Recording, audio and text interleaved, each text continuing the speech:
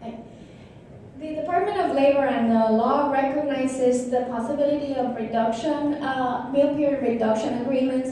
This was used routinely in manufacturing facilities. For example, a lot of pharmaceutical companies had meal period reduction agreements because it was very difficult to stop the production line for a full hour in order to have employees take their meal period. So these were routinely used. They reduced the meal period to half an hour. They need to be signed agreements by both parties. They need to be for the mutual benefit of the employer and the employee. In many cases, employees do appreciate being able to leave a little earlier, completing their 8 hours of work a half hour earlier because the meal period was half an hour instead of an hour. But again, you need to look at how you want to run your operations and whether this is something that can help you or if it really doesn't make a difference.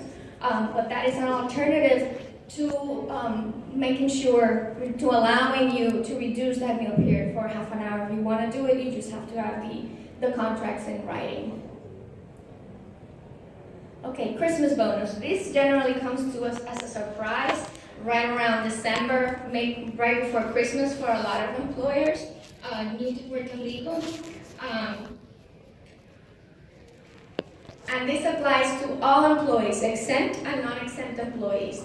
Employers must pay each employee who has worked at least 700 hours during the period between October 1st of any calendar year until September 30th of the subsequent calendar year, a bonus of 6% of the total wages during that same period up to the first $10,000 for a maximum of $600. If the employee has 15 or less employees, the maximum is 3% and the maximum is $300. What this means is that the employer must pay at a maximum $600 if it has more than 15 employees, or $300 if it has less than 15 employees. You might have been watching some of the news that went out last December in Puerto Rico, and there was this whole deal with the Christmas bonus for government employees. That's a different law, but it's more or less the same requirement that applies to private employers. Puerto Ricans really look forward to getting their Christmas bonus on or before the 15th of December so that they can do their Christmas purchases.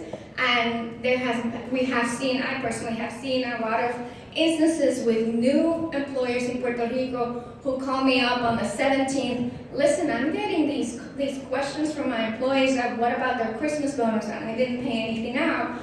Well, it's again something that if you just plan ahead, you will not run into it. Failure to pay the bonus by January 15th and December 15th exposes you to a 50% penalty, and if you're delayed for an additional 6 months, 100% penalty for not paying that bonus.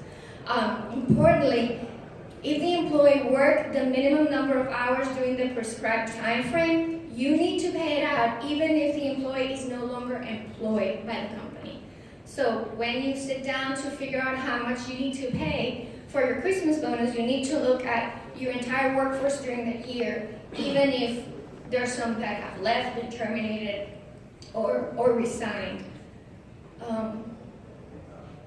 There are provisions in the statute which allow for requesting from the Department of Labor leave for not paying out the Christmas bonus in situations of economic necessity.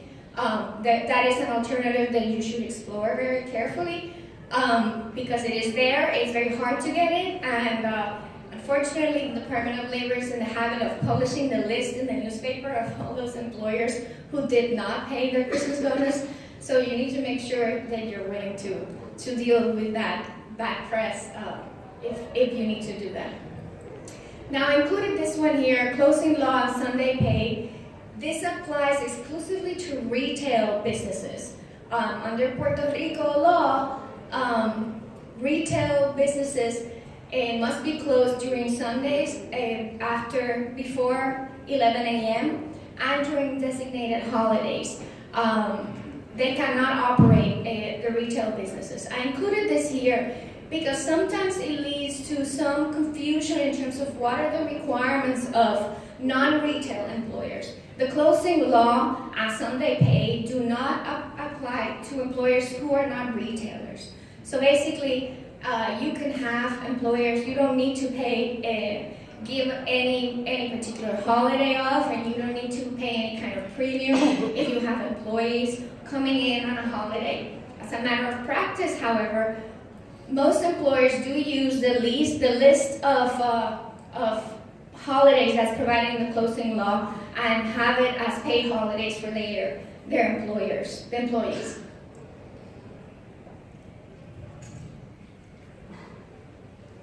Okay, statutory vacation and sick leave. Under Puerto Rico law, there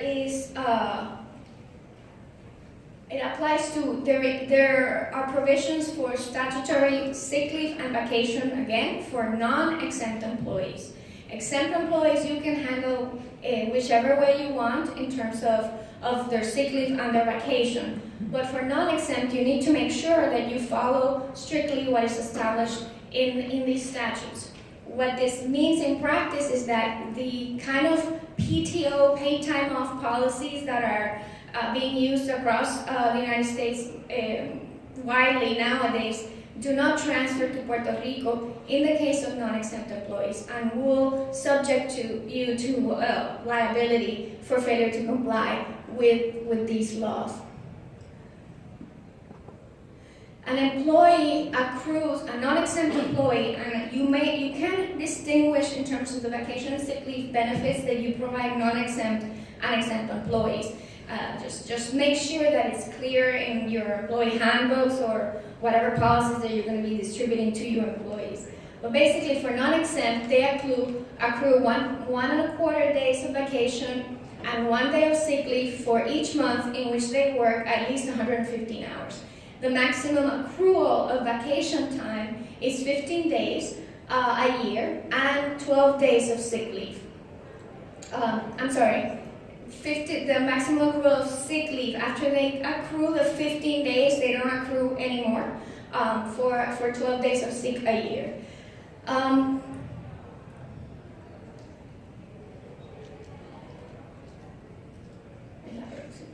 There. Okay.